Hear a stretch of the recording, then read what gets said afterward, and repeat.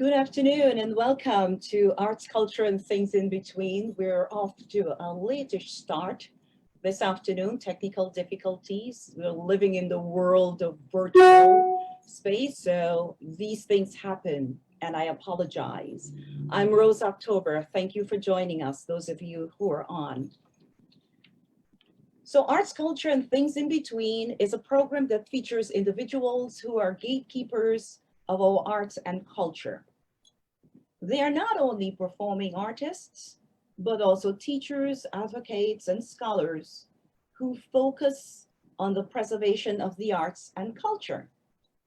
When arts is mentioned, it's being referred to as the different art forms, like visual, applied, or performing arts.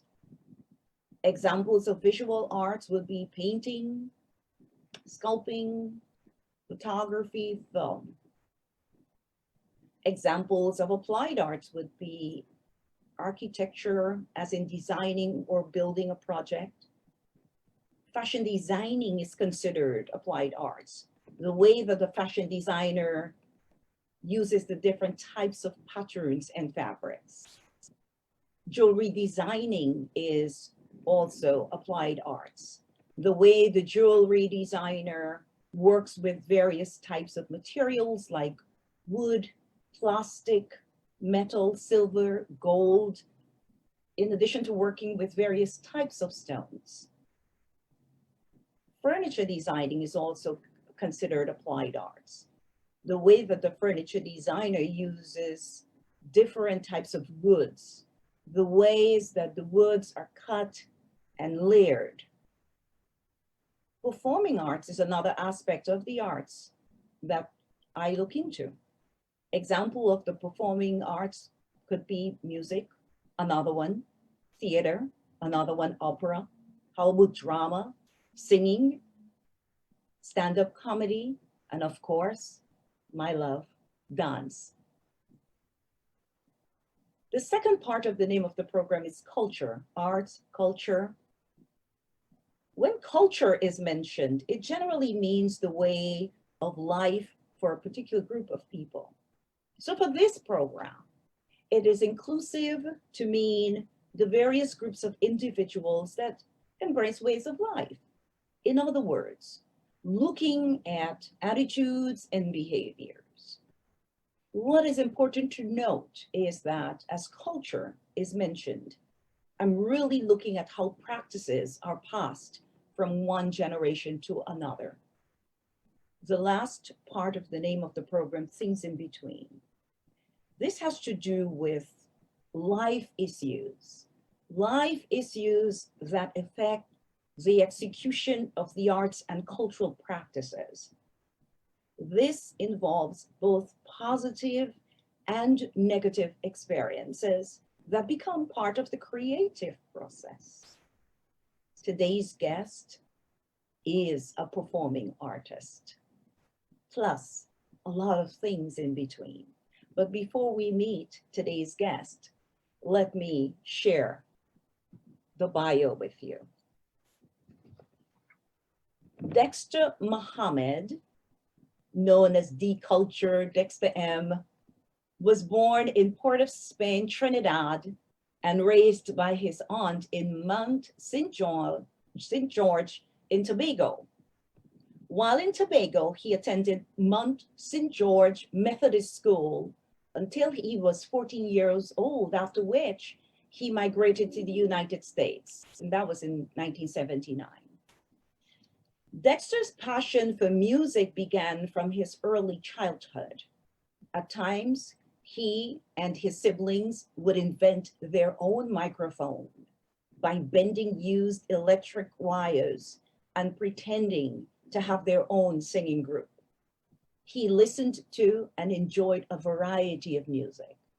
Dexter reflects, and I quote, "We would sit on the veranda and vibe to numerous artists such as Sparrow, Kitchener, Jim Reeves, The Temptations, Charlie Pride, Patsy Cline, and Dolly Parton, just to name a few," close quote.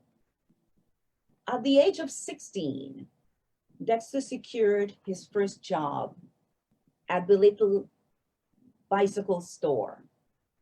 There he worked part-time while he completed his high school education at Andrew Jackson High School in Cambria Heights, New York, and later attended Queensborough Community College, where he studied electrical technology. It was during his high school years, though, that he realized his love for mentoring and volunteerism. He has been a volunteer swimming instructor at York College, where he assisted with recreational activities at Queen's Hospital Center also, and performed volunteer work at many summer camps. He is a compassionate person and likes to assist others, especially mentoring the youths, the leaders of tomorrow. He continues to devote his personal time in helping to make a difference for others. Dexter is passionate about giving back to his community. For 26 years until 2017, he did that part-time swimming instructing at York College. In addition, he's held many positions at an agency that dealt with durable medical equipment until 2016, after which he decided to transition to a new field. Currently, he is a certified pharmacy technician, and he has held this position since 2018. Dexter is an artist who has been performing for over 25 years. At the age of 19, his dad gave him permission to DJ at house parties. As Dexter puts it, and I quote, "That was the ultimate thrill, being able to move people in a way that would bring joy and excitement," close quote. In witnessing the power of music, he purchased his own DJ system and played at house parties, weddings, and different occasions. During that time, he afforded himself opportunities to reflect on his younger years of wanting to be a calypsonian, but never pursued that dream, mainly because he was too shy and never thought he could sing on stage. In 1994, Dexter met a friend, Roger Bess, who played the keyboard. Roger thought Dexter had a real good voice, quote unquote, and encouraged him to sing. Dexter decided to write, and once he had something worthwhile, would share it with Roger. Roger would look at his writing, begin playing chords, and use beats from his Yamaha keyboard, and before one knows it, a song was born. One of those songs was Save the Youths. Dexter has also written a song for moms. There is also a song surrounding the riots in Crown Heights. Dexter's childhood passion for composing and arranging music took off. He arranged his own music because he not only had ideas for his songs, but also about the melody instruments, the chord structure, and the rhythm. On occasion, he likes to experiment with songs that might have double meaning to amuse the audience. Over the years, he's composed several songs addressing social issues, relationships, politics, and even some witty ones. Reggae, which he is comfortable singing, is his most favorite genre, next to calypso.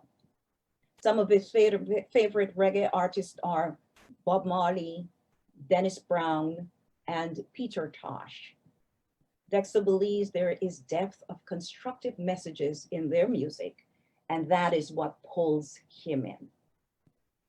In 2006, Dexter experienced a breakthrough in his musical career when he was approached by Vinod Bisram, the leader of the world-renowned Angels Caribbean Band.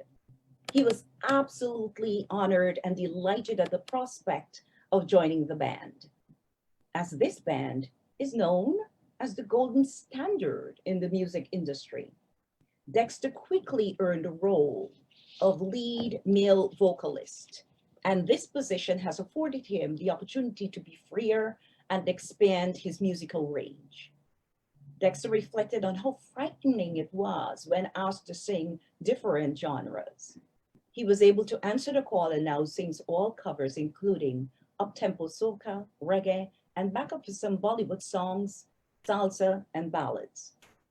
The Angels Caribbean Band has given Dexter the platform to perform on many stages before large audiences with some of the Caribbean's most revered entertainers, including Gita Bisram, The Mighty Sparrow, Calypso Rose, Edwin Yearwood, Alison Hines, Dave Martins, Biggie Irie, Peter Ram, Ricky Jai, David Rudder, Pluto Shervington, Lovindeer, Freddie McGregor, Gregory Isaacs, Marcia Griffin, and Yellowman.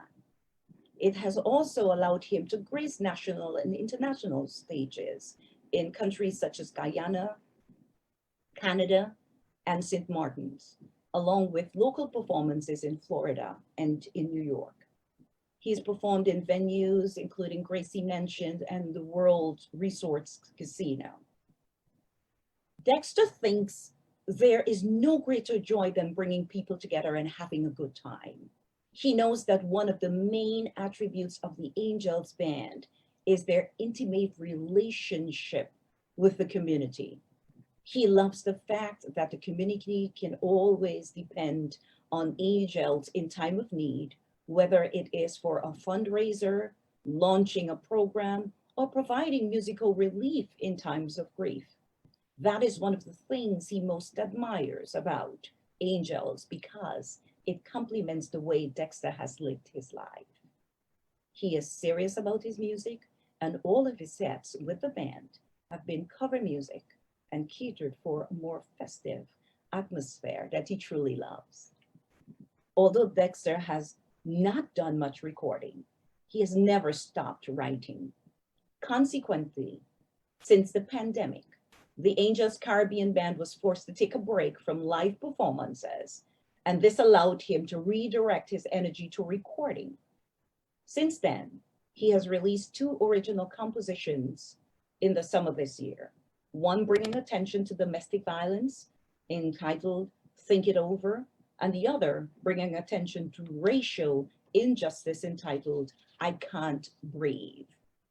Encouraged by the momentum, Dexter is currently working on several other projects, which he hopes to be released within the next couple of years. Although he's a dynamic live performer, Dexter is at his best when in the studio working on original tracks. He wants his fans to be prepared for some upcoming soulful original music that touches on love, relationship, and social issues with some plain fun in the mix. Dexter's accolades include being the first and second place winner for 2 years in the DC Calypso competition. Today, as he humbly builds on his childhood dream of being a singer, he continues to wow crowds with his songwriting, vocals, and performances as he strives to save the youths of tomorrow. Ladies and gentlemen, boys and girls, before we actually meet the man, just let us take a peek of what he looks like.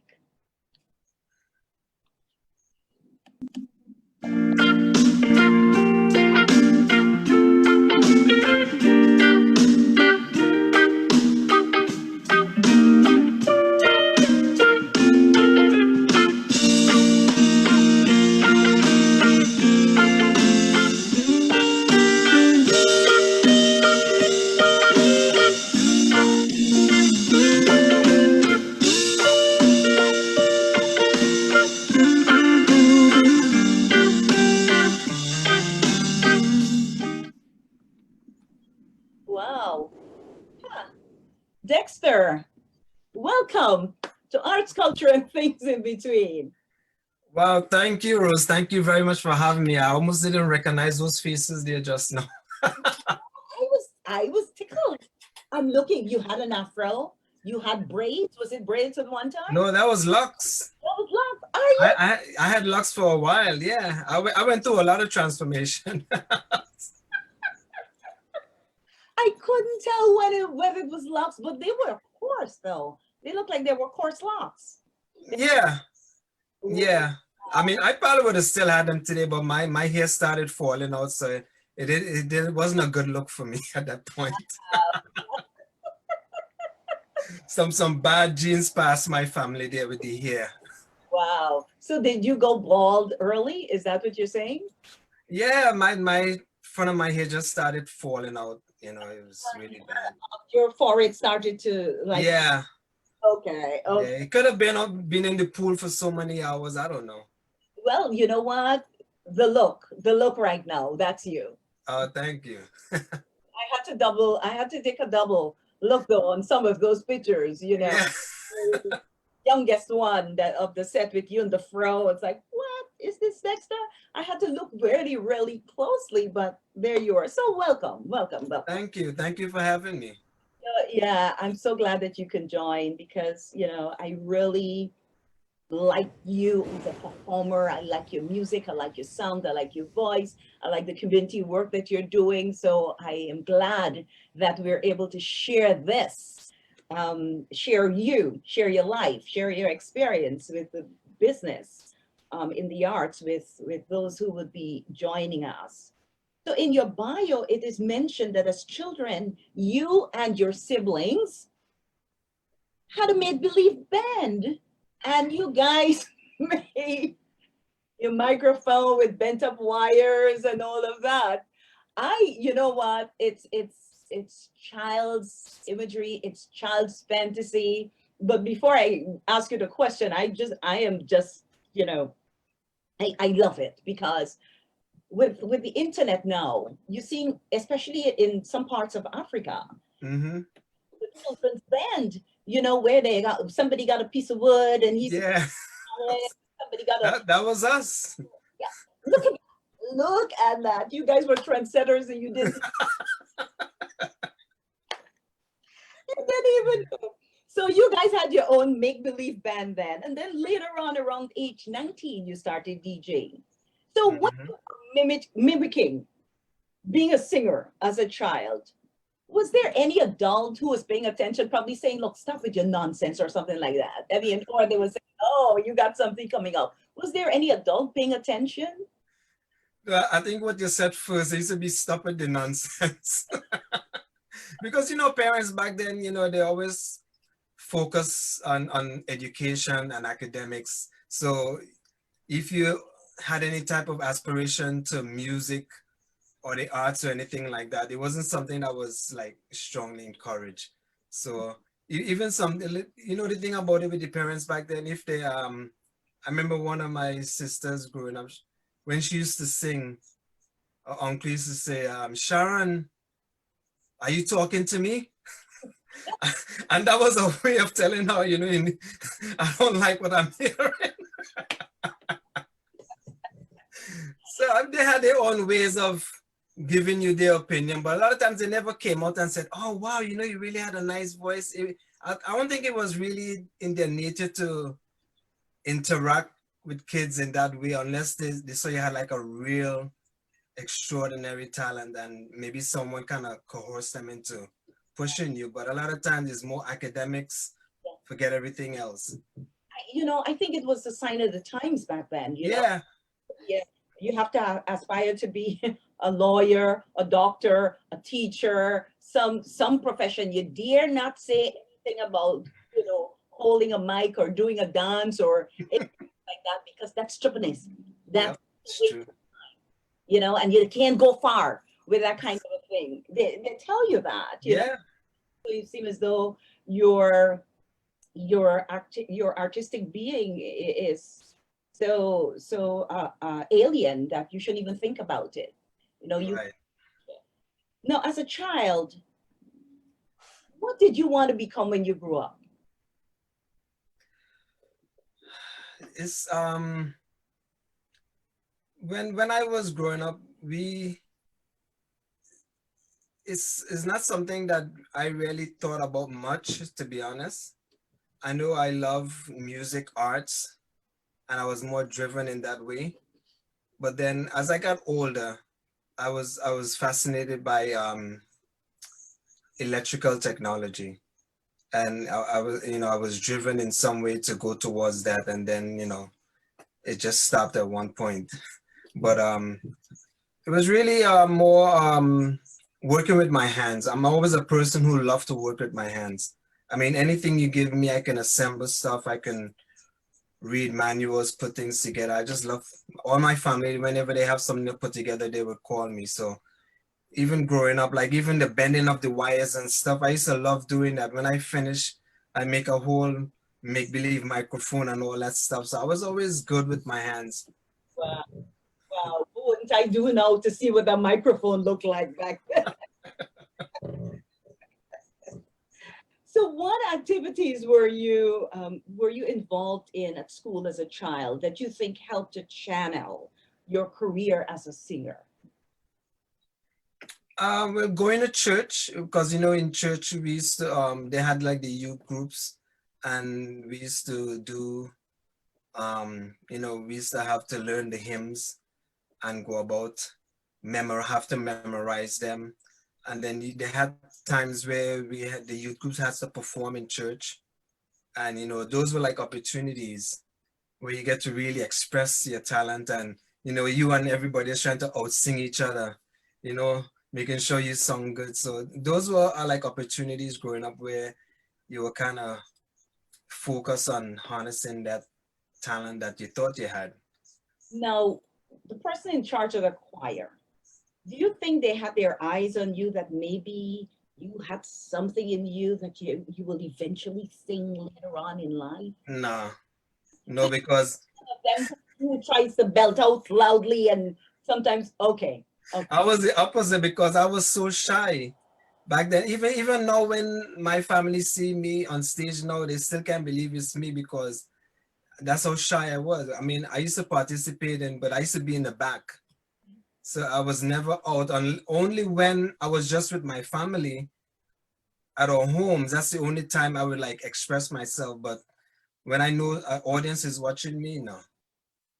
It's funny, and I've met quite a few artists who said similarly, and I'm like that too. When people hear me say it, they're like, ha ha ha, yeah, big joke bros. I'm a shy person, but if I have to step forward and do what I need to get done, I will do it, and I would quickly want to move to the back. I truly am, Right.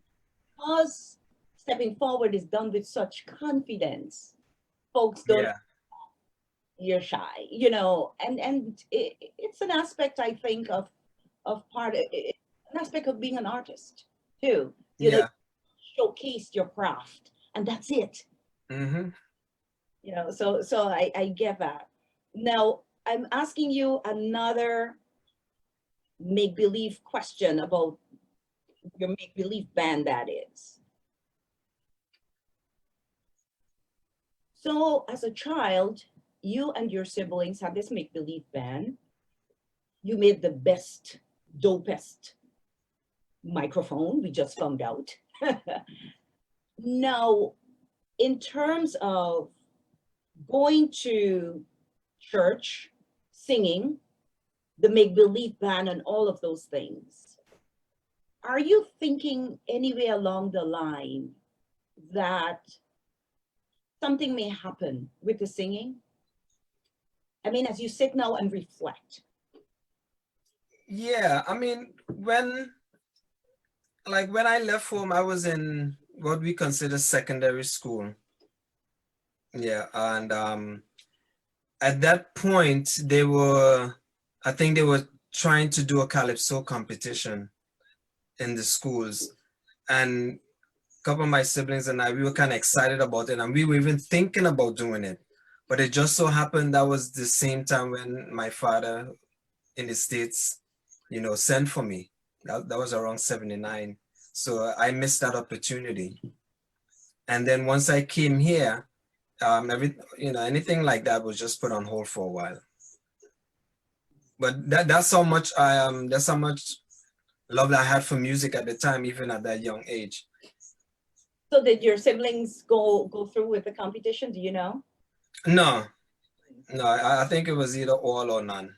It was Mike, wasn't there?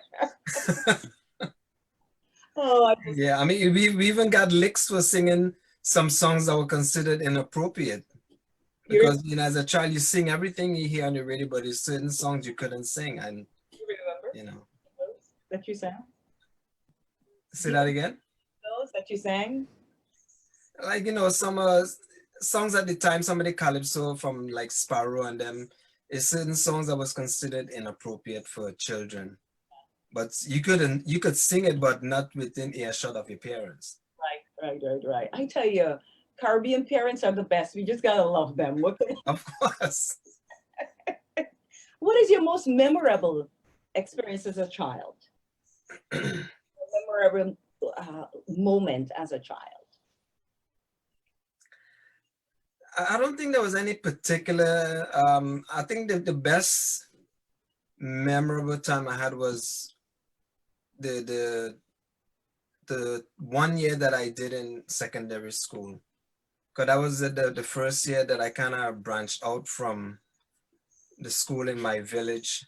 And then it was like a totally different world where you were able to meet people from all these different villages. And then, you know,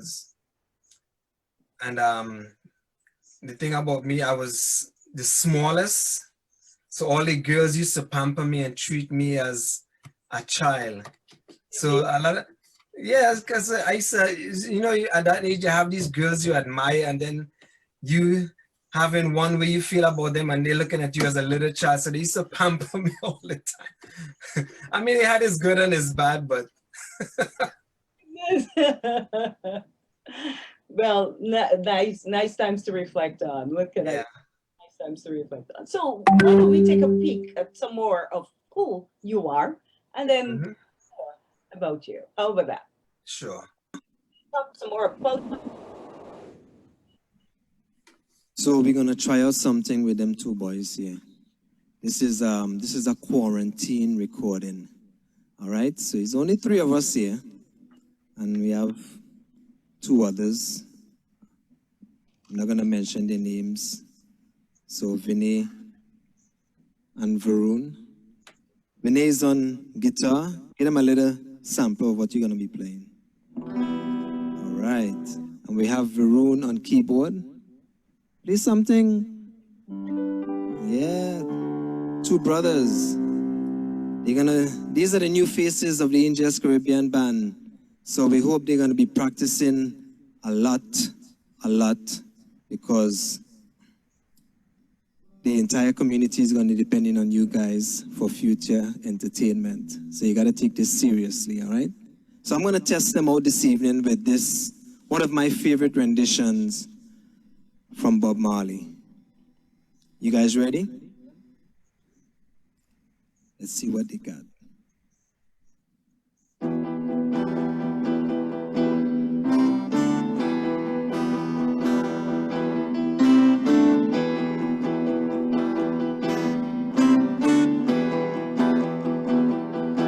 Freedom is our destiny, never given by another man.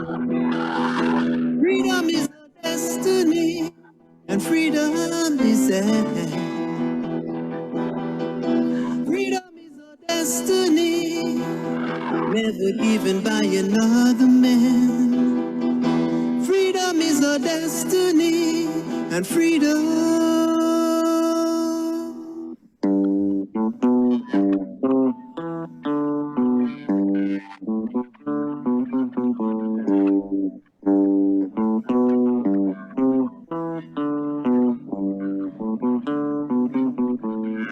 Oh, pirates, yes, they rob I. So to the merchant ships. Minutes after they took I from the bottomless pit. But my head was made strong by the hands of the Almighty. We forward in this generation triumphantly. Won't you help to sing these songs of freedom? Is all I ever had. Redemption song, Redemption, redemption song. Emancipate yourself from mental slavery. None but ourselves can free our mind. Have no fear for atomic energy, cause none of them can stop the time. How long shall they kill our prophets? While we stand aside and look. Some say it's just a part of it. You've got to fulfill the book. Won't you help to sing these songs of freedom? Is all I ever had. Redemption song. All right. I love it. I love it. So you guys know you're not going to get the whole song every time. It's just a little teaser, just a snippet. So we just watched you in your element performing with two youths. I mean, you just love the youths. You like that. Varun and Vinay, two youths of the Angels Caribbean Band. Watch out, world. They're coming to take over. And Yeah. really love it. And they're so, I mean, you had to give them a little nudge. But once they started playing, it was so soothing, you know, Yes. and they're talented. Good job. Good job. So I know that you Thank you. have done your share of work with the youth. I mean, period. By your involvement in being the swimming instructor, you know, and part of this program is about passing passing the baton from yourself to the next generation. And that's what I really loved about us watching that clip with you and Vinaya and Varun. So kudos to you, man. I will continue. All right. Thank you. You're welcome. Now, you migrated yourself as a teenager. And this one here, I'll tell you what I'm thinking when I'm done. You migrated to the States here when you were 14. And at 16, you were employed part-time at what's the name of the store? Belletti Bicycle Store. Bicycle store. I have a little inside joke here, folks. I mispronounced the name of the store when I read it. But It's a hard name for a lot of people to pronounce. so at 14, you migrated. I just want to go in your head quickly here because 14 years old, you're in your prime. You just talked about moving to a different school, right? Secondary school, and embracing a new way of life as a teenager, experiencing different friendships and all of that. Then daddy said, you got to come to the States. Yep. Rebellious teenagers leaving your world behind and coming out, because usually that's what happens. Yeah. Wow. Because I mean, it was exciting, you know, coming to the States, because most Caribbeans coming to the States is always like a big excitement, because you know, you heard of the big city and then you want to experience it. But for the first year when I was here, I was so homesick. I listened to country music the whole time I was. Was that what your dad liked? Country music? No, actually, we grew up listening to, because you know, radio stations back then were so limited. So a lot of times those are the stations we were able to get, you know, to listen to music. So we got a wide variety of American music, country music, a lot of pop, you know. So a lot of times we listen to country music, the Jim Reeves and Charlie Price and all these guys. And most of the Caribbean knows of these artists because they were in the same situation too, where radio stations were limited, you know. Yeah. So Now, a couple of years after you came, you worked at the bicycle store.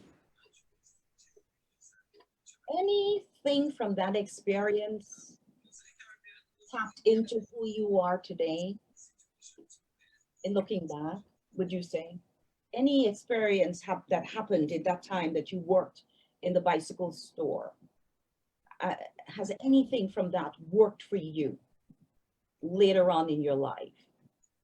Yeah, I would say my work ethics because I started working at such a young age, and it just gave you a sense of purpose. And at that time, I was so driven to make my own money, because at the time I was still getting allowances from my parents, my dad, and but I always wanted to be in this position where I want to make my own money. I want to buy my own car, and it's just making money to save up so you can buy a car so you can be independent. That was my whole thing. Always have been. So I always learned to work hard, and like I said, I love working with my hands. So that was a good experience in helping me to express that whole feel. And learning something new too, because coming from the Caribbean, I never had a bicycle. So that was my first time ever having to experience having a bike, much less working on one and repairing one and fixing one. It was like a real joy. Mm. So one of the things that seems to come easy for you is being a volunteer, being a humanitarian. It seems like it's Hmm. your second skin, second nature. Now, how did you get into volunteering? How did you connecting with becoming a swimming instructor at York College? Because you've had a long run there in being a swimming instructor at York College. How did you get connected to do that? When I first came here, um, as unusual as it might sound, I didn't know how to swim, because a lot of times I tell people that they say you came from the Caribbean and you don't know how to swim. But see, it's true, because our parents were so strict then. You went to the beach probably once a year, and we had beautiful beaches, but maybe once or twice is the most you would go to a beach for the year. So a lot of times we didn't have opportunities to swim. So I always loved the beach, and when I came here, they had a swim pool at my school, and I didn't know how to swim, and the schools teach you swimming. So I started taking swimming classes there, and then my cousin who was living with us at the time, he was going to York College. He was attending York, and he told me there's a program there where they mentor kids. It's a swimming program, and the way this program is structured is when you come in and you learn and you get to a certain level, then they used you to teach the incoming kids. So you also adapt those skills where you're able to teach and mentor. So I fell into that program, and that's how I really started. Wow. Wow. Nice. I love it. I love it. They have a fancy term right now for that, like train the trainer, train the trainee, that kind of thing. That's what Yeah, in the real world. That's been, but also it's like peer leadership too. right. Peer leadership. You learn and then you teach the other young ones, and because children Hmm. learn from their kind, more than Yeah. adults. So yeah, And, well, and as a child, as a young teenager, it gives you a sense of purpose when you feel that responsibility now where you're responsible for someone else's learning. So and I think even now today is good for youths to involve themselves in volunteer, because it really shapes the way you look at the world and how and your whole character, help develop your character as a youngster. true. So let's fast forward this. Hmm. You came up here at 14, at 16, you're doing your little bicycle job part-time, feeling like if you're the man because you're getting your little cash, you're doing the volunteering at your college, and you eventually become very confident because you went from not knowing how to swim, learning how to swim, no teaching how to swim, all Hmm. now fast forward to the music business. Fast forward. How did that connection happen? We know that Roger Best, your friend, he was somewhere in the picture, right? Hmm. And let's not forget that right now, your professional job, which we'll get to later, is that you're a pharmacy technician. How are these pieces becoming one? in Dexter? Well, Let's go with your friend first. Let's try and make that connection there with Roger Bass first. right. So this is at a point when I was DJing. I used to do just small, house parties and stuff. And he had just came from Trinidad. And he was a good friend of the family, and he was a DJ. He played keyboard, but he was more like a hype man. He did a lot of reggae chats and stuff. And I used to take him on gigs with me, and sometimes when the songs are playing, I would sing along with the songs. And then he's like, "Man, you should be singing, man." And he always kept telling me that you should be singing. So suddenly he would just play around with his keyboard, and we would come up with like this. He would come up with a melody, and I'll start putting words to it. And eventually we just took it a little further, and we did a song called Save the Youths. And then we went to, he was doing his GD at York College at the time, and he met a guy there, the instructor actually, who owns a band, and he was talking to him about music, and he said, "Well, you can come by me and record the song." And that's how we ended up going, and we did a recording by him. Do you remember any words from Save the Youth that you can give us a couple of? It's what's with the youth today? We gotta kneel down and pray. And in the schools they are not learning, and something like that. Man, Teachers' jobs are getting frustrating. I mean, I have a recording of it on a cassette somewhere. I want you to find that because you want to hear something. I can sense, because I don't know the lyrics, just hearing the few lines that you've given, I would bet that it's relevant now with this virtual thing. Yeah, it is. I would say so.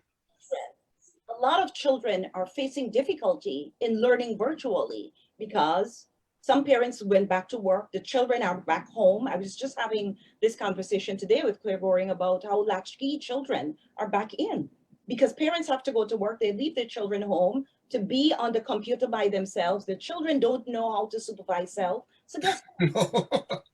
They're not doing the work. The teachers themselves, they're frustrated because, I mean, please look for that song. I've been trying to find it. I really need to find it.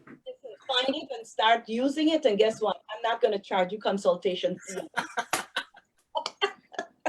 Let's take a quick peek at some more of your work.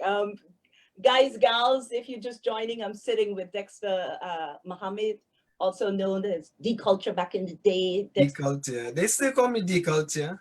Okay, D-Culture, he's here with me and talking about his musical career. You're joining us here on Arts, Culture, and Things.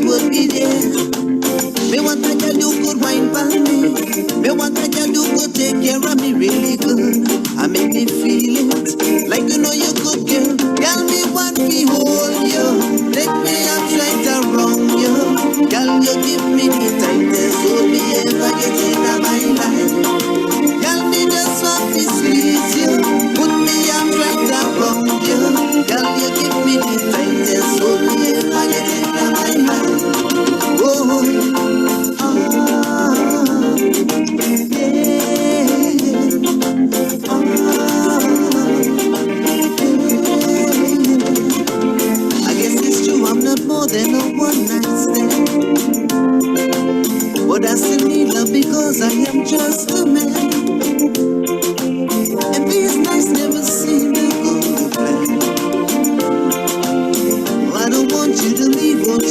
my hand. Oh, won't you stay with me? 'Cause you're all I need. This and love is clear to see. So darling, stay with me. Yeah. Why am I so emotional? It's not so good to have some self-control. And even though we know this will never work, no, you can lay with me so it doesn't hurt. Oh, won't you stay with me? 'Cause you're all I need. 'Cause this in love is fantasy. So darling, stay with me. Oh, yeah. Oh, Oh, yeah, yeah. oh, I love that groove. Listen, it got like a little Latin flavor to it. Is that it? It's like a zouk. It's like a zouk. Okay. Zouk, yeah. And actually, one of our keyboardists, Philip Nichols, he's the one that helped putting that whole track together. Yeah. So he's such a talented musician, Philip Nichols. Yep, And yeah, Vinod is so happy to have him, you know, with the Angels band, along with all the other guys, Garvin and Larry and Vikesh and all these guys. Nice. Listen, that rhythm, that particular zouk Yeah, I love that. make you want to do some whatless things. Oh gosh. Yeah. Yeah. It was a real nice groove. Man, your range is so remarkable, admirable. So let's look at your music career. Talking about your range, I mean, you do reggae, you do calypso, you do zouk.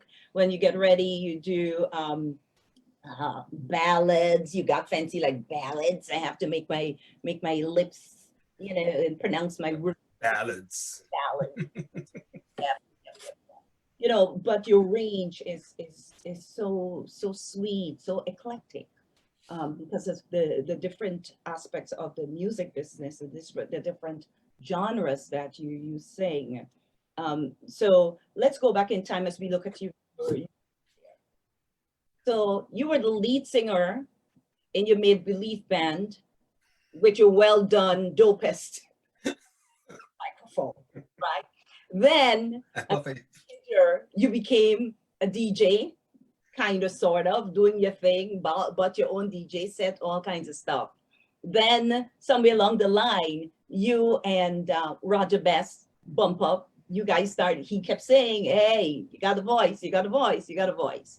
But let's not forget to, in the middle of all of that, or earlier, I guess with the microphone piece, you guys were listening to Patsy Cline and Sparrow, and you had the exposure to different musical icons, I would say. Yeah.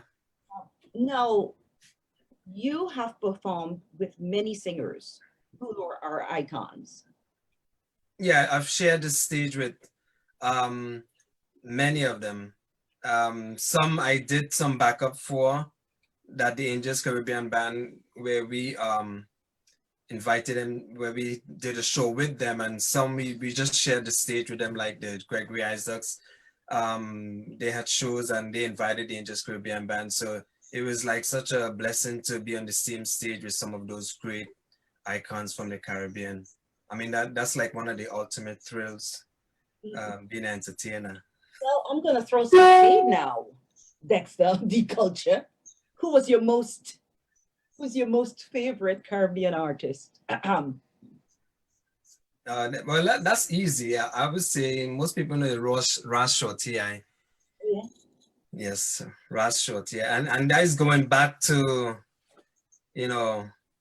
way back. We're talking about in the 80s. I mean, that's the era I grew up in, where I first started my appreciation for music.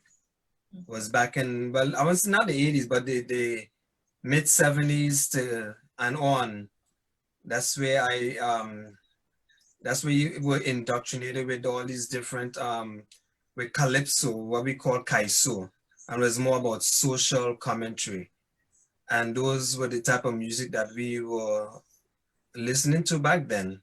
Not so much party music. I mean, party music, um, even the party music back then was social commentary in themselves because they always had a message. Yeah. And then as time went on, the party music became just party music. There was no social message in it. It was just party, bump and grind, you know.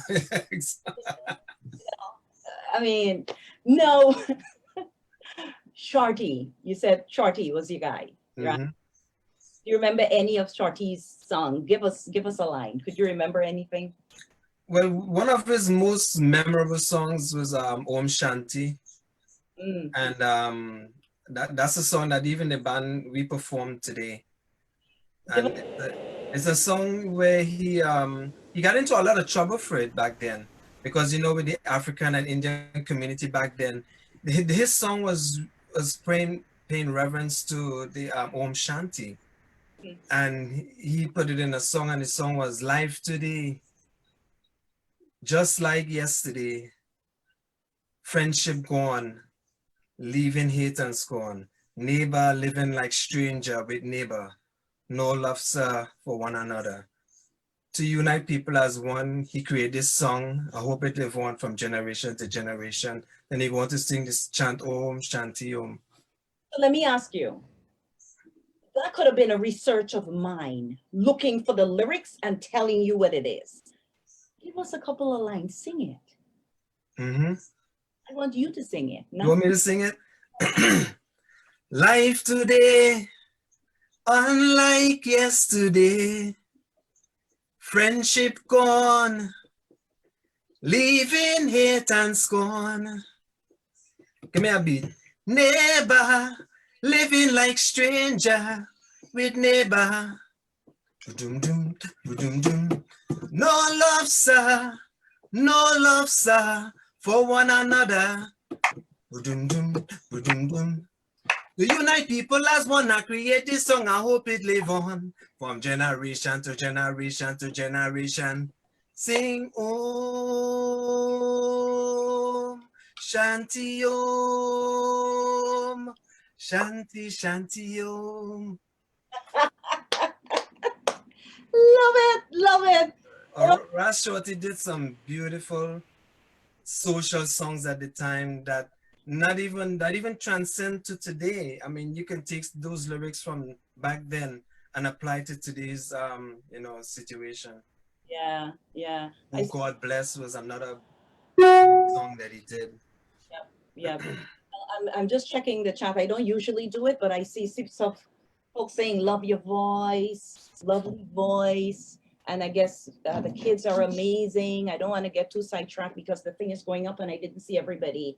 But Gita, you have a lot of work there to do. they were saying Shorty was the first chutney song, and Gita's saying, yeah, okay.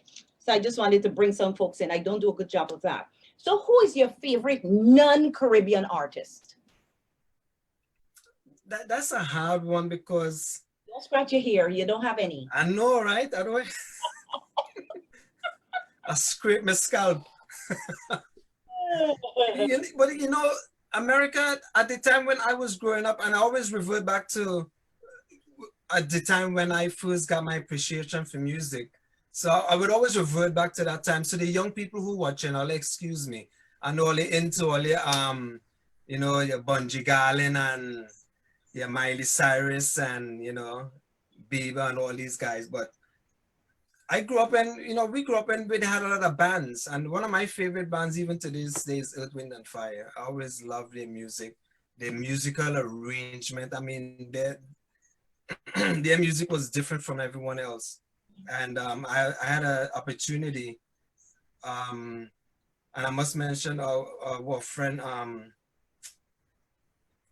she's a very good friend of the band. What's her name? Oh gosh, she's gonna kill me. I hope she's not listening. And I shouldn't say that.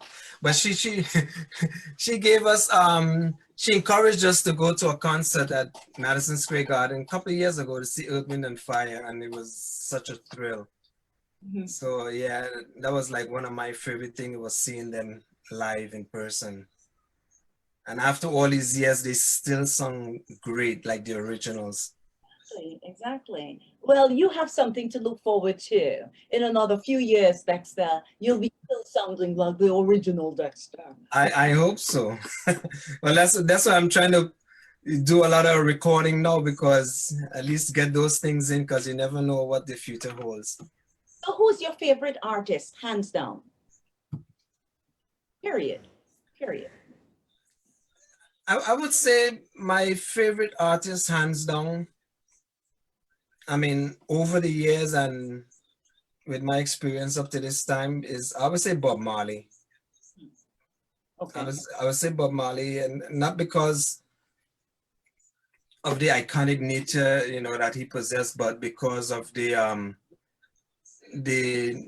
length and breadth of compositions that he did through his lifetime. I mean, I don't see any other artist who did so much songs dealing with social issues and world issues like him within a short space of time. And it was a very short space of time. It's Exactly. almost as though he knew he had an end date and he was just trying to fit all these songs in, Some you people know? see him as a prophet because look at so many, so many, so many words that he's given us that really played out in real life. Yeah. And that cross cultures as well. So relevant today, Mhm. Yeah, thinking about this stuff since back then. right. Yep, yep, yep. So, which artist, and then let me warn you, this is a ticklish question. Which artist would you say has influenced your singing?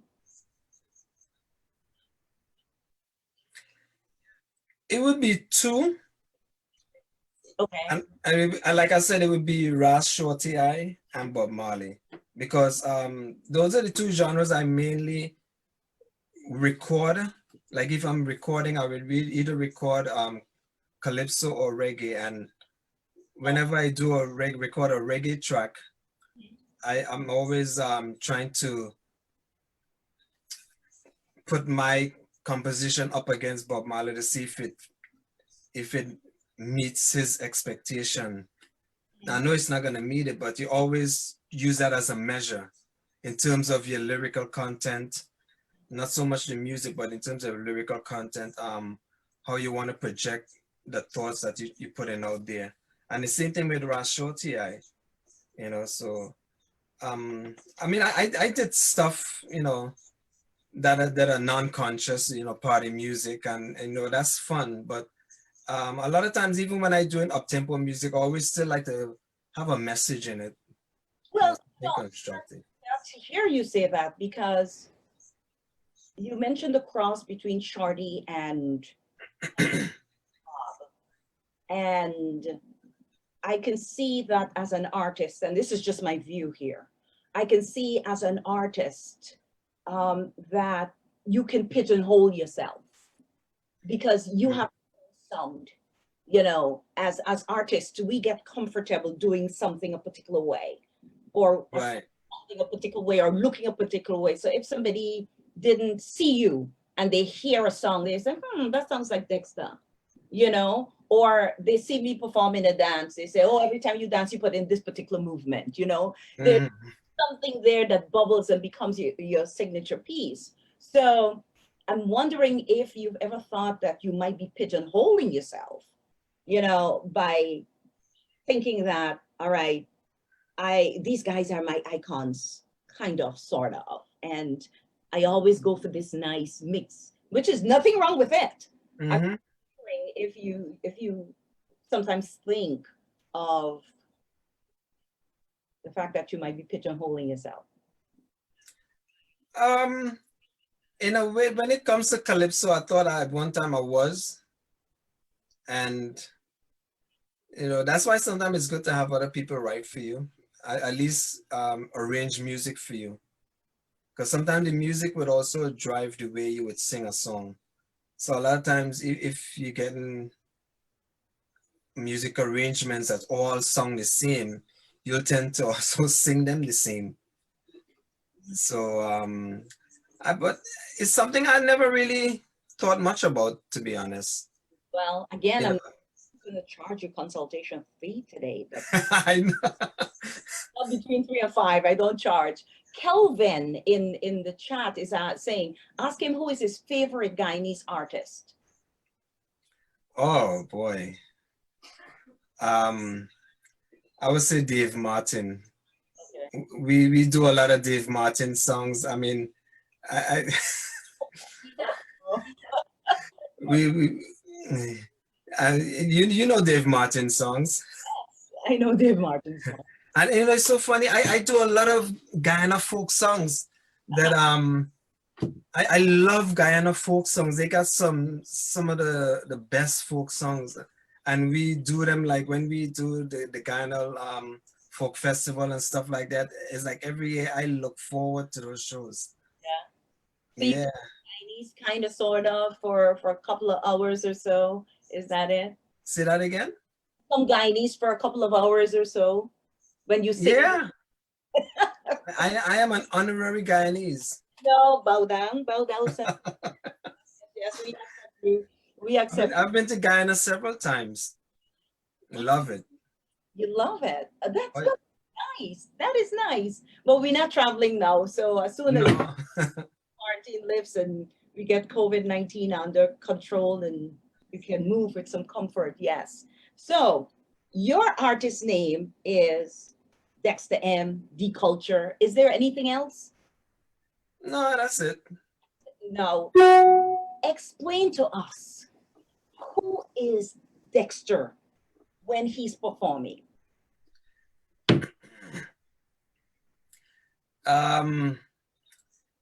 It's a different person that you see now.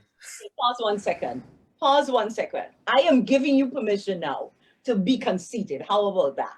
Get braggadocious. Tell us, who is Dexter M when he's performing? Who's the culture when he's performing? Who is that person? Yes, we know that it's somebody else we see out there. But how is it for you as a performer on stage? What's your mindset? What are you going through? What? It's well, before I go on stage, it starts off as a nervous thing. It's like I'm nervous when I have a performance. I don't speak to anyone, you know, because especially if you're in a venue where the music is playing and you have to talk and use your voice. So a lot of times before a performance, people don't even see me. I usually try to hide and seclude myself and try to get in that zone. And then when I go on stage, it's like all the nervousness from the time you get into the first minute of your set, the nerves, you know, they start to go away. And I mean, of course, with the band, that helps a lot too when you're performing with a live band, as opposed to when you're performing with tracks. So, but once I get into a groove and I start performing, it's like something else takes over. Now, are you the kind of singer who moves a lot, stick in a little, stick in, or Oh yeah. Yeah, it all depends on a lot of times and this might not be good, but a lot of times I feed off the audience. Like if the audience are very interactive, then I become even more interactive and more animated on stage. And a lot of times when we're doing these shows where it's more like a concert where people are sitting, you don't really get that interaction, you don't get that feedback. You know, usually after the shows, we'll get feedback from people who said, oh, the performance was great, but then sitting there looking at them, sitting and watching you, you don't really get that. yeah. And sometimes I tend to feed off of that because a lot of times when you don't get that interaction, you sort of kind of hold back and restrain yourself. But you know what's funny? You talk about the interaction piece, and I do believe performing is such a it's a craft. Like you mentioned, you know how to feed off of your audience or the attendees of the occasion of the event. That Right. But one of the things that I have observed over the years with some singers, let me call it out, with some singers, is that they feel, and some of our Caribbean singers, is that they feel when they're interacting, they need to be holding on to a woman and whining and grinding and touching. And I have a problem with that as a woman. And I'm just being frank. And the reason why I have a problem with that is because I think you can have fun without all the whining and the joking and the poking and all of that. I really do think so. Mm-hmm. And it could be because I'm in the mindset of a dancer, knowing how to use my body in a way that could be seductive, that could be, exciting, but not vulgar. Let me say the word. Right. Yeah. Right?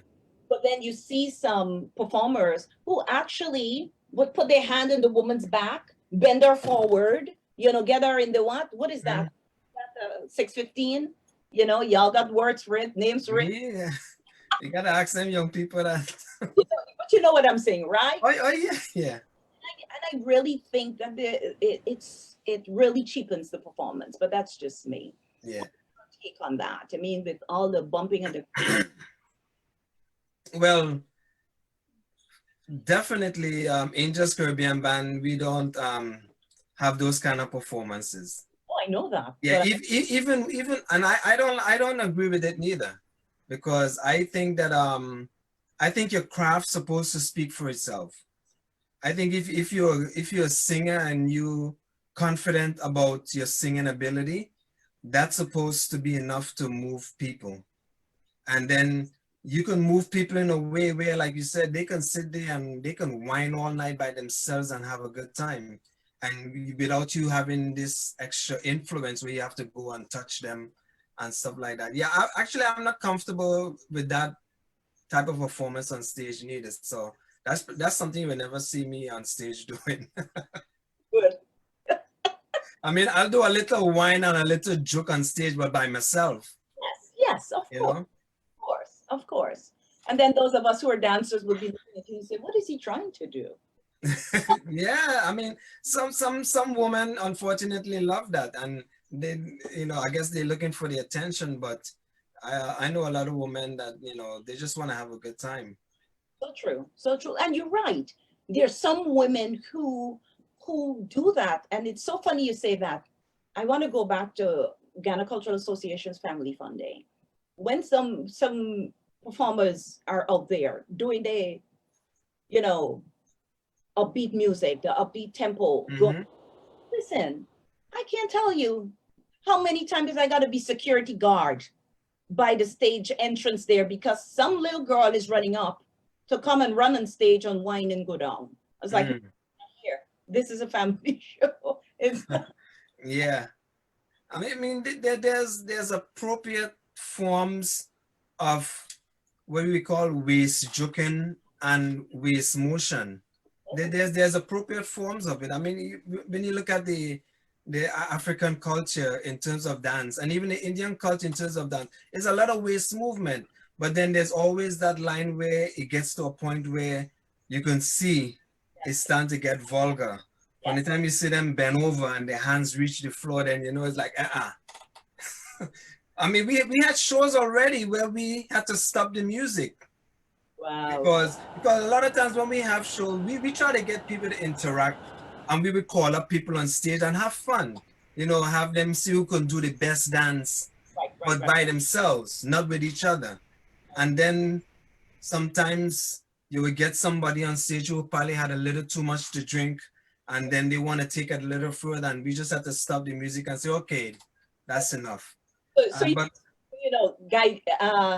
Guy Tree Mazier said, we're a classy band. And then Budram Duki said, that's why angels set themselves apart from all others, always classy. And I love it. And I know of the work that angels do. You talk about the little wine, little joke, waist joke and stuff, as a dancer, I would say pelvic movements. Yes, right.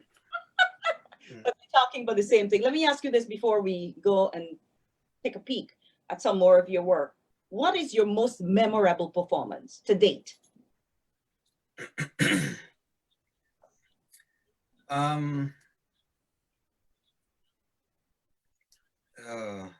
That's hard.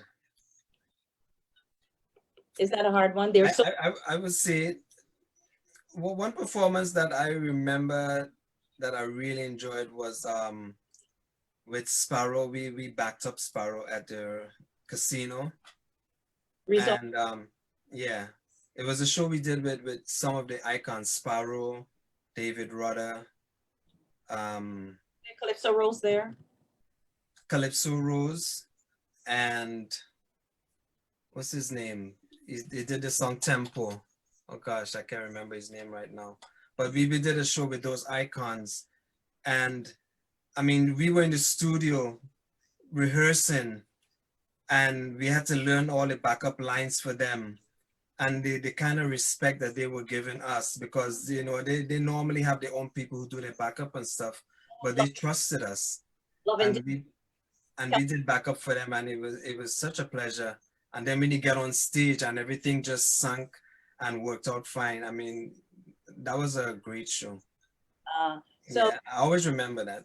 Elvin is reminding you of Love and Dear. Love India, yeah, Yeah. Love India and Pluto Shervington. Yeah. Yeah, I mean, it's such a pleasure to work with some of those icons that we grew up, you know, listening to over the years, and then you're actually on stage with them, and not only on stage with them, but you are part of their set where you're doing backup. I mean, that's like, you know, that's like the ultimate thrill that you would always take with you, you know? Nice, nice. So let me ask you the flip side to that. What is a performance or an experience on stage or in the music business that you don't want to remember? I remember. One that you don't want to remember. Yeah, well, I don't want to remember it, but I remember it's so good.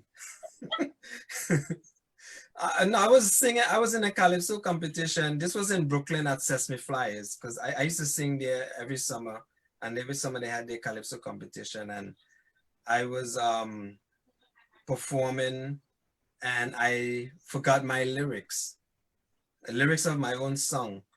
And it's all because of nerves. Whenever I have to perform my own songs, it's like more nerves. And the song was going good. The first verse, second verse was going good. I come to the third verse. It's like I forgot the lyrics and I just couldn't recover. Wow. And yeah, it is. So how did that end? Well, I think what happened, I told them to stop and start over because we were singing with tracks. You know, there were no live bands. A lot of time with live bands, you can always improvise or do a little segue, you know, to you know, play it off or something like that. But yeah, yeah, that's one of the worst feelings is when you forget your lyrics. Yeah. And it happens, you know, it happens. And you know what, though? I could imagine the feeling of showing it too, that you've forgotten it. It was obvious. That does not help at all. No. On that note, let's take another peek of your work. Okay, all right. Don't forget to tune in. Share this with your friends and family. We are live right here. Angels Caribbean Band 26 year anniversary. Wow, what a milestone. Yes.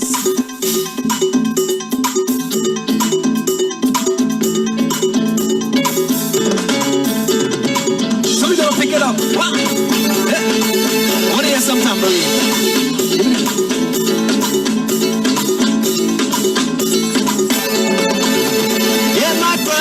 Oh Lord, I call unto thee from the ends of the earth. I will cry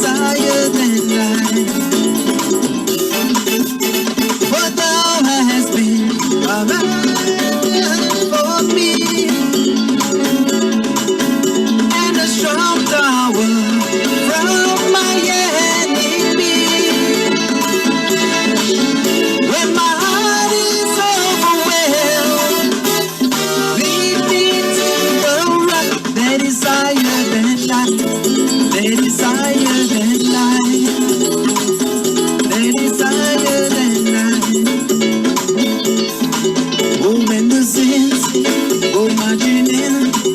Oh, when the saints go marching in, I will like to be in that number.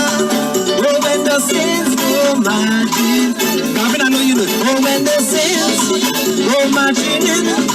Oh, when the saints go marching in, I will like to be in that number. Oh, when the saints go marching in. I am under the rock. The rock is higher than I am. Jehovah hide me. I am under the rock. Go tell my enemies. I am under the rock. Jehovah hide me. I am under the rock. I am under the rock. The rock is higher than I am. Jehovah hide me. I am under the rock. Go tell my enemies. I am under the rock. Jehovah hide me. I am under the rock. Whoa, I love it. I love it. I love it. So we took you to church today too. Better late than never, because I know some of you did not worship today. Oh, Lord, you know, I'm not going to do that. I'm not going to do that. I will leave it to you. For those of you who have joined us, I'm sitting here with Dexter Muhammad, Dexter M, the culture of Angels Caribbean Band. For those of you who don't know, Angels Caribbean Band is celebrating its 26th anniversary this year. Yes. They've been doing community service for all of the 26 years. So big up, big up, big up. Thank you, thank you, thank you, Angels Caribbean Band, for the wonderful work that you're doing. We truly, truly appreciate you. I know that that piece that we just saw, I think that was the first segment of the celebration, if I'm not wrong. Yeah, that was the interfaith Okay. portion of it, yes. And actually that was the first one. And then there was one 2 weeks ago, am I right? Yeah, the Bollywood Comes Alive. That was last week. That was last week. And then there's one tonight. And then they have a Diwali show tonight. Right. That they also zoom in live. Right. I think at 7 or 8 o'clock or something. Yeah. Mm-hmm. Okay, good. So more. So you're a male lead singer of Angels Caribbean Band. What comes with that responsibility?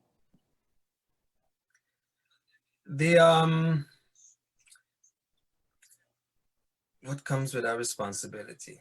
The lead singer of Angels Caribbean Band. Like, Take it for granted, bro, and I don't mean that in a bad way, because you just do it. You know what I mean? It's something that you like doing, so you just do it. You don't even think. yeah, but like we were discussing before, like the whole stage scene, and I mean, if it's one thing that, you know, and this is the leadership of Vinod, when every performance that we do, we are always conscious of everything that's going on. So a lot of times when you're on that stage, you have a great responsibility in monitoring the audience, and not only monitoring, but you're also responsible for setting the tone of what you want to happen. And you know, a lot of times people come on stage and they just go off and they say things and they don't realize the consequences. You know, so a lot of times when we on stage, we are paying attention to everything, whether it's an outdoor event, indoor event, children. Sometimes like one summer we were doing an outdoor event, and yet parents sat a child right in front of a speaker with this loud music coming up, and she was sitting there, and it's up to us to really look at that and say, okay, you can't have your child sitting there. So it's like just like little things like that. When you're on that stage, you're responsible for a lot of things. So it's not just about the music, it's also making sure that you know, people not only respond to you in a positive way, but you also give out that positive feedback as well. You know. You know what's funny though? Many people who attend shows don't really think about the background noise. When it comes to background noise, I mean the stuff that you're talking about. Not Mm-hmm. here to be out there, but how responsible are you as an artiste across the board. You know, Yeah, sure that wires are not around the place that somebody coming on can trip over. You know, right. child sitting in front of the speakers and the mother is no wiser that, hey, this could eventually affect this child's hearing. Mhm. What is concerned with is that her child gets a really good seat and nobody's going to stand her in front of the child, bloop, in front of the speaker, in front of the stage. So yeah, I'm so glad to hear that. Now, when you perform, what are you hoping for your fans to take away? Satisfaction, basically.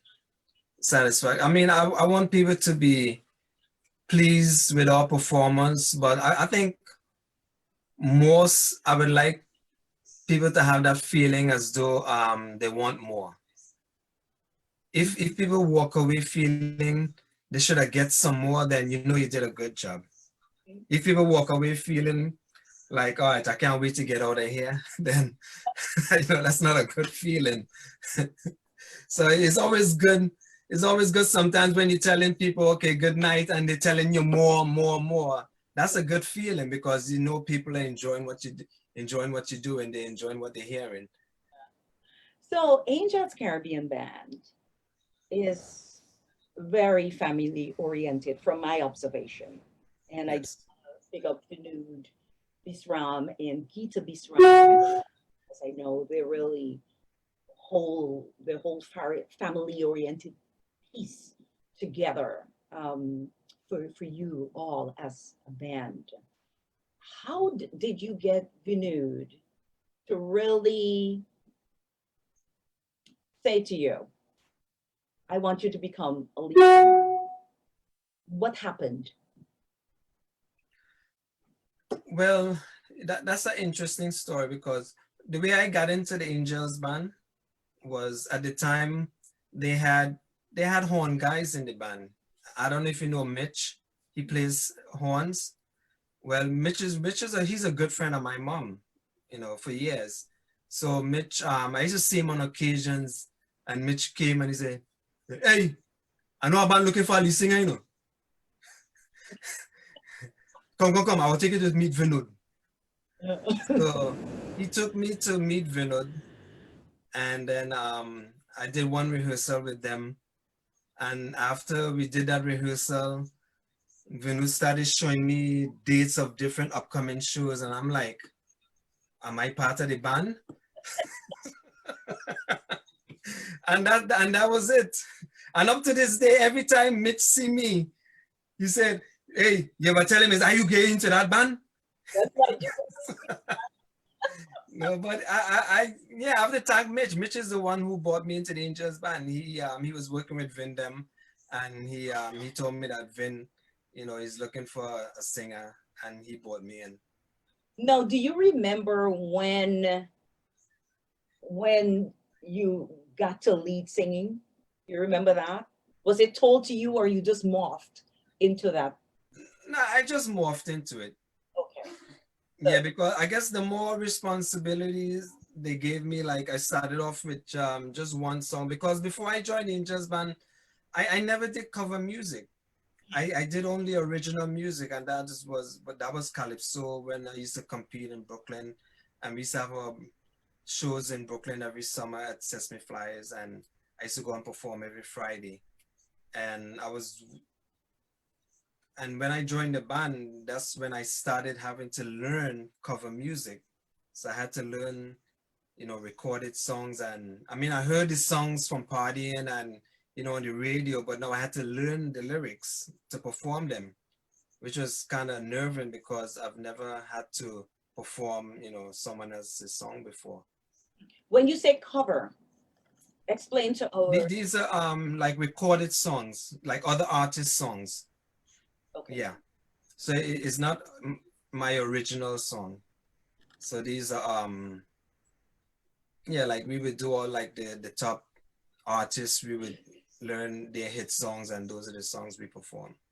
Yeah. So I'm excited about what's to come. And I'm not going to say why I'm excited. I'm just going to say I'm excited about what's to come. Let's take another peek at your work. Okay. All right.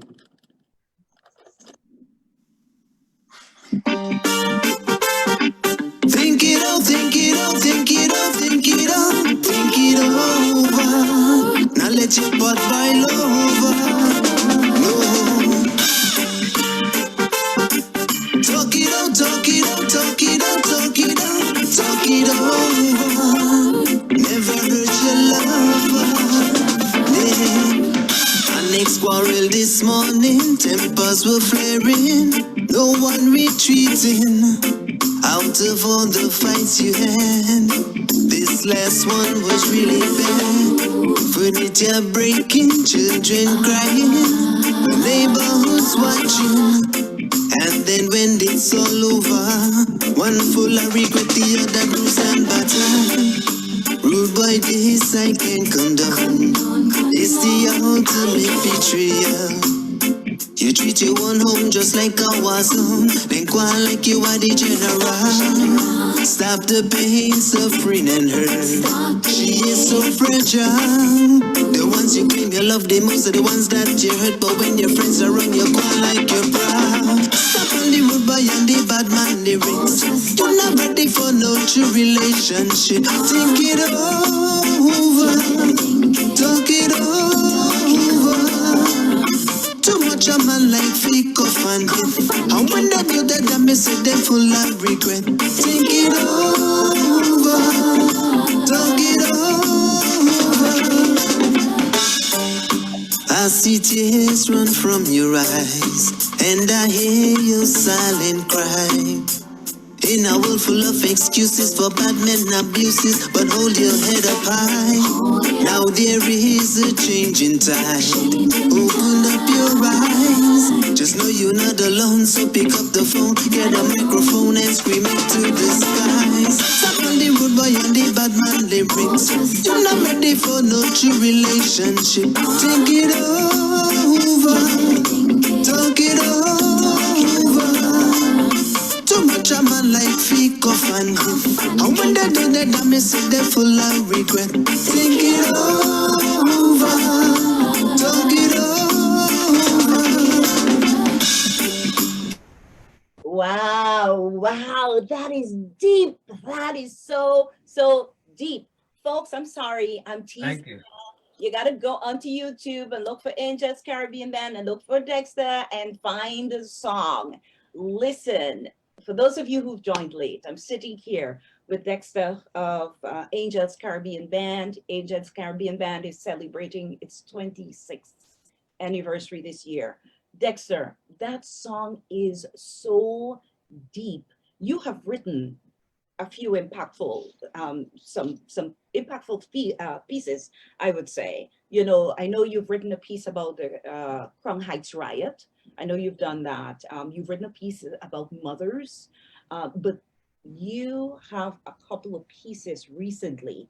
This is one of them that I really commend you for your penmanship, the way you put the lyrics together, the way you talk to men about abusing women. I mean, that's so deep. And I'm sure some men who are perpetrators of domestic violence, and for those of you who weren't paying attention, the song is actually about that. And this song was launched in the summer. Yes. It was launched in the summer. Yeah. I'm gonna ask you a couple of questions though, before I get deeper. And I did say I was excited about this, and I'm excited about this because of the work that I do, social work. Now, how did you get Vinu to pay attention to you're writing these songs and saying, listen, I think I got something here. How did you do it? How did it come about? Vin is a very open-minded guy, and like I said, he's very conscious of different things that are happening socially, and even though we do mostly party music and stuff like that, like you mentioned before, we do a lot of community work, which you know, and that puts you in that whole mode of helping other people. So the way it came about is he gave me the music, and it's a song I always had an idea of writing. And I was kind of nervous at the time because I was like, I don't, if I give him this song, I don't know if it's something he want to invest, his time in doing, because the kind of listenership we have out there today, they don't pay attention to this kind of music. And that's the reason why a lot of times, we don't put out these kind of songs, because a lot of times it just goes on deaf ear because people are so caught up into the party music and, the slackness and all that stuff. But when I wrote the lyrics, and then he didn't even hear the song or see the lyrics or anything, and he said, okay, when you gonna come and record it? And then, and even all the time I'm singing this song, I'm recording it in the studio, I'm trying to figure out in my head, it's like, what is he thinking? Because it's the first time he's seeing the lyrics and the topic. And then it's like a couple of days after, he was like, yeah, I got a lot of people who like this song. And, he's like pushing the song. So I saw he was very excited about it, and he really took to it. So, but I mean, I wasn't surprised, that it's something that he would want to support, because, we know who Vinod is. It's just like I said, sometimes it's hard to push those songs because, people are not that socially conscious, to sit down and pay attention to something like that, unless they're forced to, because it's circumstances that surrounding their own personal life. Let's talk about that for a little bit, Dexter. It was on point and so appropriate because, and we had another conversation about this differently with COVID-19. Yeah. Victims were in lockdown with their perpetrators. So domestic violence went up. Right. It went up. So the song, I think, was timely. And because people were forced to stay in place, I believe, people would hear it. People would hear it, both the perpetrator and the victim. And that's great. The perpetrator is not always the man. Yeah, that's great, but that's what I heard. For a whole different show. That's for a whole different show. And I see guys reminding us that you can get the song on iTunes and Spotify and Amazon. It's out there. Now, I'll ask you a quick question about songwriting. When did you know that your songwriting had hit it? When I did my first competition in Brooklyn, this was in 1995, is when I wrote my first song, No Justice. This is during the time when Gavin Cato got killed by that motorcade, and they had the Crown Heights uprising. And that was my first, well, besides Save the Youths, which is nothing we really pushed or produced or anything. We just did a record and we kept it. But this one is what I used for competition. So this was the first song that I really presented to an audience, was No Justice. And it was about the whole Crown Heights incident, Gavin Cato. And I did like a synopsis of the whole incident. And the judges, I mean, behind the scenes, the judges came to me and said, that is a great song. And it, I think I was supposed to place in that competition, but usually you have to do 2 songs. And my second song was very weak because I was just new to writing. And the second song I did was kind of weak. So I didn't really place in the competition, but that particular song that I did, everyone loved it. Everyone loved it. And from that song, that's when Sesame Flyers, a team from Sesame Flyers reached out to me to have me come and start singing with them at their camp. Nice. Yeah. Nice. So you've been writing about consciousness, social commentary, in other words, you've been a social commentator in your own right from a very long time. It's not something you just started doing. So I want our viewers to know that. But I want to come back to Think It Over Mm-hmm. and the lyrics for Think It Over. If the woman is the victim, and I'm saying if because I've already established that men are also the victim sometimes, but the majority of times it's the woman who's the victim. What are you hoping for a woman to get from listening to that song? Is that at least know that there are outlets now where they can, you know, reach out and get services or get relief or even get legal help. Like we did some other shows with our good friend Andrea Ogle, who's an attorney, and she has networks that she deal with similar situations in the courts with a lot of instances with domestic abuse. But it's really to know that I think one of the things I started off doing with this song was it was really a song about relationship, trying to get men to see that they need to approach women in a different way. Because if you listen to the last verse was supposed to be the gist of that song. And then as I got further into this song, I said, I need to put in that abusive part in there. And that's how that sort of took over the whole body of the song. But it is really a song on relationship in with men and women and how we need to improve our whole relationship and how men treat women. You want to give us the last verse? Well, the last verse is really in the earliest things was tight. I'm gonna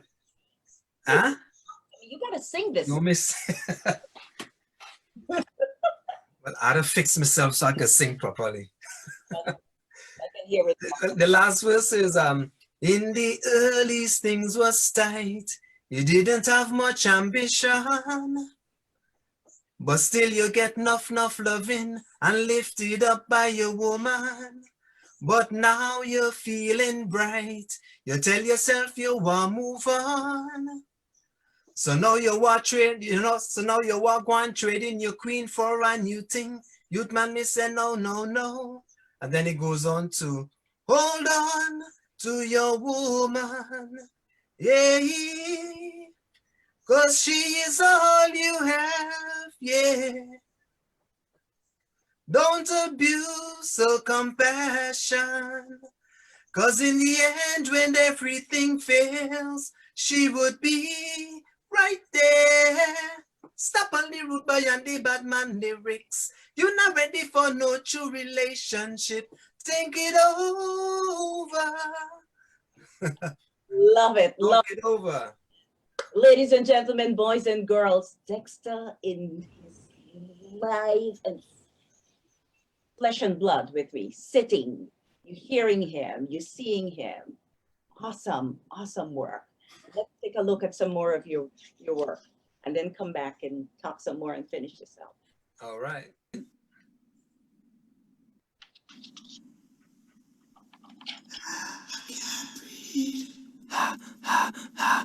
What's the current situation? Current situation is Mama making stuff.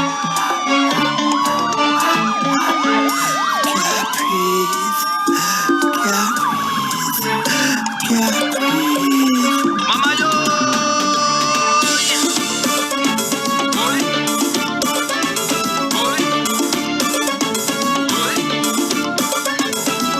Nowadays I feel like I got dead. I ain't ready. The symptoms I have is really dread. Yeah. But I know that I got die someday. Good. But I don't want to die prematurely. No way. I have hypertension, at risk for heart attack. What? With all of my symptoms, my diagnosis is black. What you say? I ain't do nothing but they set me up. I put up the hand and I still get shot. And come on the ground, but that's not enough. Mama, yo, you're calling. I can't take no more of this. I can't pretend it don't exist. I can't sit down and must resist. They're terrorizing me. I can't take this injustice. I can't support corrupt police. I can't live my life in peace. I can't breathe. I can't breathe. I can't breathe. Take your knee off my neck.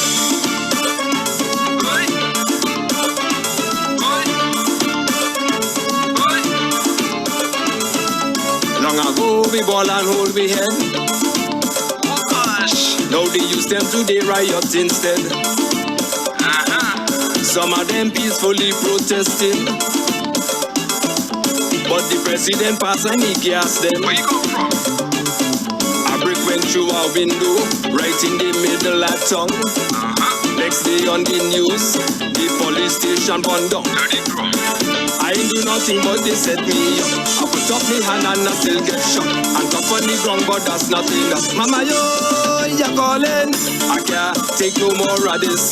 I can't pretend it don't exist. I can't sit down and must resist. You're terrorizing me. I can't take this injustice. I can't support corrupt police. I can't live my life in peace. I can't breathe. I can't breathe. I can't breathe. Take your knee off my neck. Hey. Hey. Hey. Yes. In the midst of the coronavirus, to them it wasn't dying fast enough. You know what I say?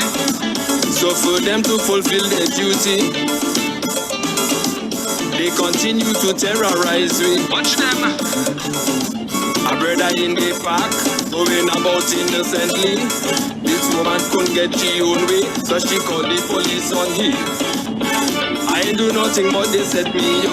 I put up my hand and I still get shot. And come on the ground, but that's not enough. Mama, yo, you're calling. I can't take no more of this. I can't pretend it don't exist. I can't sit down and must resist. You're terrorizing me. I can't take this injustice. I can't support corrupt police. I can't live my life in peace. I can't breathe. I can't breathe. I can't breathe. Take your knee off my neck. I can't breathe. I can't breathe. I can't breathe. Take your knee off my neck.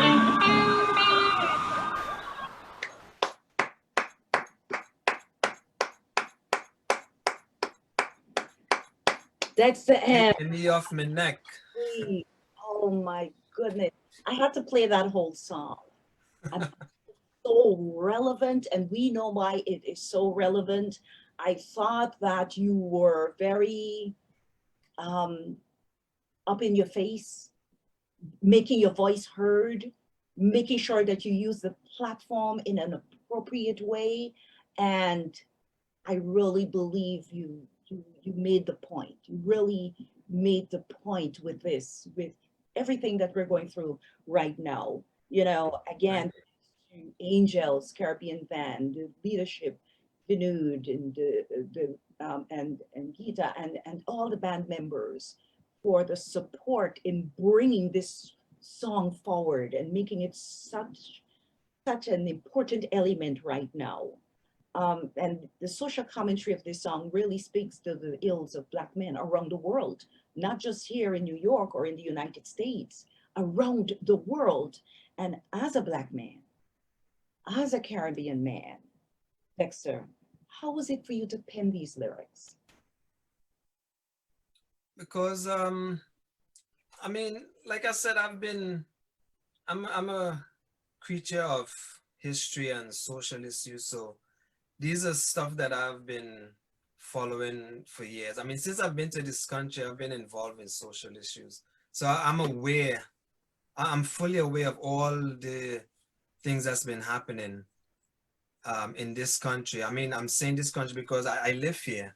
And because I live here, I invested my whole life here. So I have a responsibility to at least be aware of what's happening and how I can play a part in help changing it, making it better for myself, my kids, next generation coming. So I use music, I use that, to help inform people. But so I'm fully aware, and it's not just, I mean, this is like a compilation of things that's been happening over the years. I mean, we can go back to New York City with Elna Bumpers back in 70s, 80s. This is an elderly woman who got shot because of a mental issue, in her home. The police came in, she had a knife, she was obese, she couldn't move much, and they shot her. And you can go up the line to Howard Beach, to Amadou Diallo, Sean Bell. Incident occurred like 5 blocks from where I grew up, my father's house. 51 shots on the anniversary of his wedding, on the eve of his wedding. And the stories go on and on where these kids got shot because the police thought they had a fake gun, a real gun, but they had a fake gun, or they said it looked like a gun. So there's a lot of issues that accumulated over the years. So the whole, even though now we say get your foot off my neck, that is a thing we grew up with in the Caribbean. When somebody is just hammering you and they won't leave you alone, it's the man, get your foot off my neck now, man. So it's something that apply, even though it apply in this specific instance with George Floyd, where the police used the knee on the neck to actually suffocate him. But it's a general phrase that Black people have used for centuries to get the system to get off their neck so they can breathe, so they can go about their lives. So it's really a metaphor for a lot of ills that, happens in this country, and as we say, worldwide. What message do you want to give to Black men? The message of that song is really bringing awareness. Like my songs, I try to bring awareness, or at least to highlight a topic, because I'm not a scholar. I'm not an educator, and Yes, you are.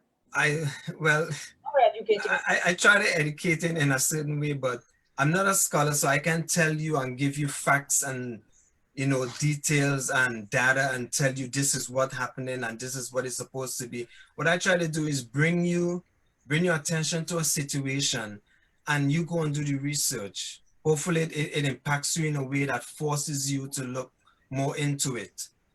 So a lot of times when I do these songs, it's really to bring attention.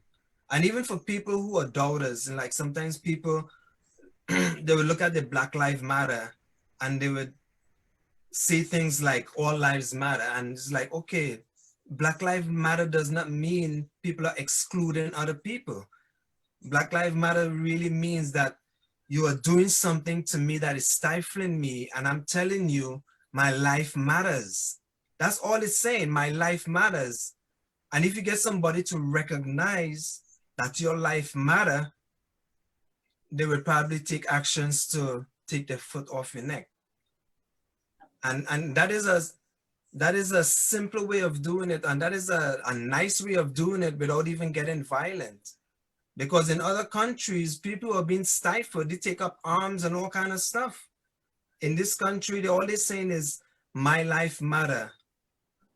Change the way you police, and that's basically what it is. So it's really bringing attention to people to look, when you see these protests and all these things happening out there, it's not just something that just happened. It's an accumulation of things over centuries in this country in particular. And after a while, everything reaches a boiling point. And this summer was a boiling point of accumulation of things, from Trayvon Martin all the way up to George Floyd, Mark Arbery, and all these guys. A fantastic product that is going places, because I'm aware that there are some radio stations around the world have tapped into it. I heard from Vinud, and he said that Caribbean Showtime in Canada has asked to air the song. There are 3 channels in Guyana, NTN, RGI, and LRTV. LRTV, yeah. And then Phoenix FM out in South Africa. They were about it too. So it's so on point, and it just shows the far-reaching effects that the song has, because it's talking about life, and life Right. is not great for Black men who are being killed by police and others. So as we wrap this up, I want to ask you this question about how the pandemic um, has impacted you in this era of the pandemic. What does the future hold for Dexter? Well, the pandemic, the way it impacted me is it's so, and not only I can even relate to other people, like, you know, during the pandemic, everybody is at home and they started, all of the inner creativity came out. People started baking, they started eating the bake and getting fat.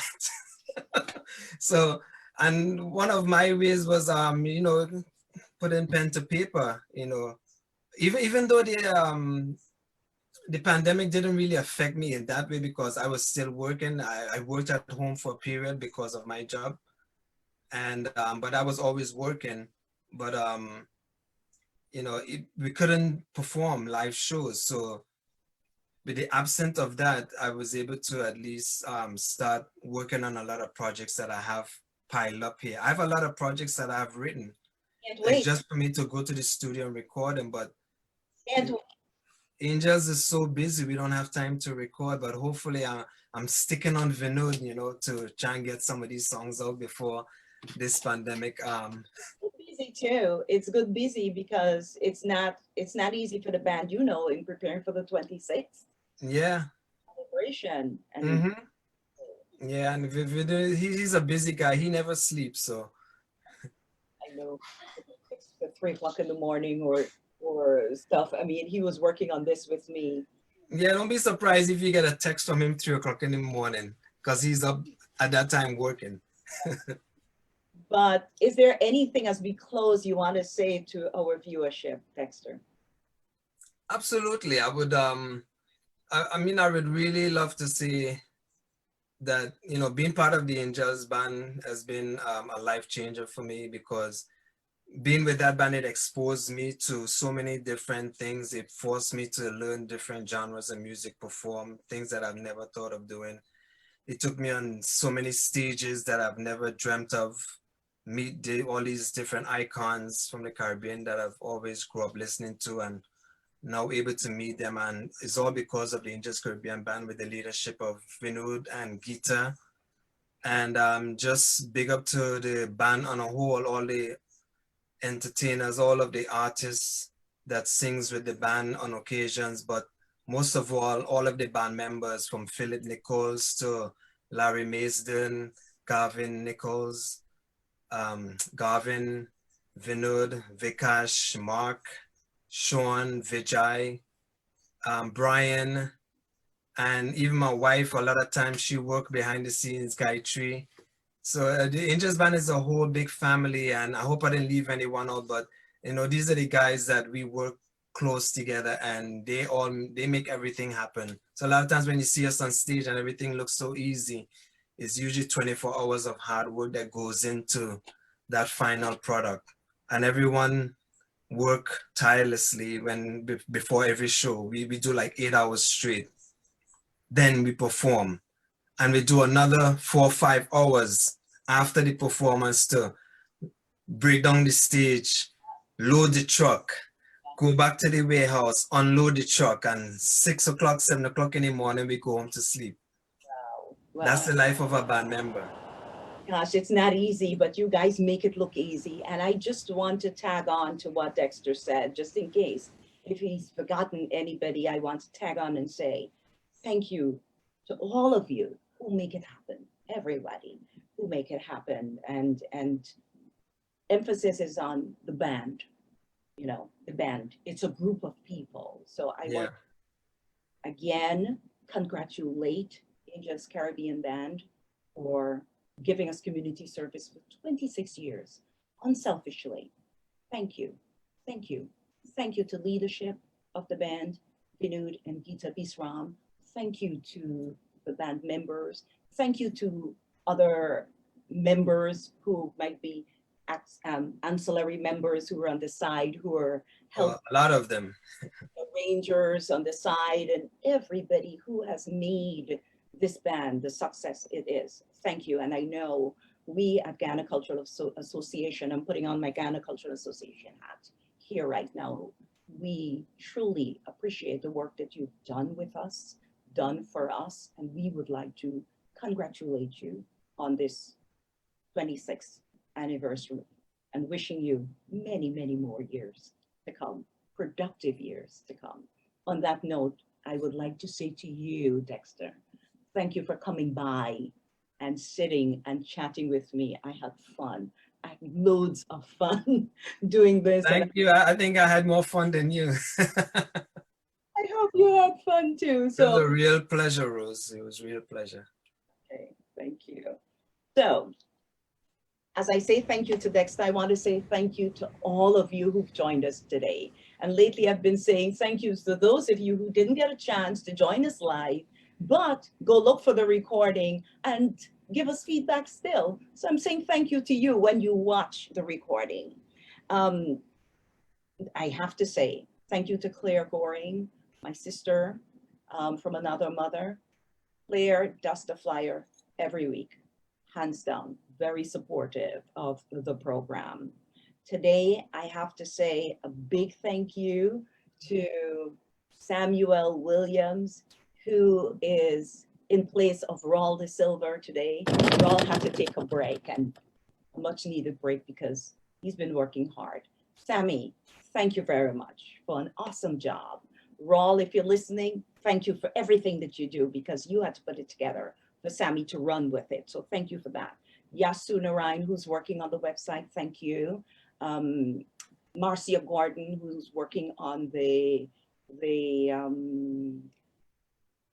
page. I'm pulling a blank right now. The YouTube page, thank you. Dr. Raul Manzano, who hand painted the logo for the website that's up and coming. Thank you. Big up to RDE Pros. That is the business aspect of the technical engineering of this program. I thank you. Again, viewership. Thank you for stopping by. Much, much appreciation. Please spread the word. Hope you can join us again next Sunday at 3 to 5 on arts, culture, and things in between. I wish you all a productive, healthy week ahead, and let's make this happen. And I don't usually do this because I don't want to get into politics, but congratulations to all of us who exercised our franchise by going out there and voting. Congratulations to us. Again, I'm your host, Rose October.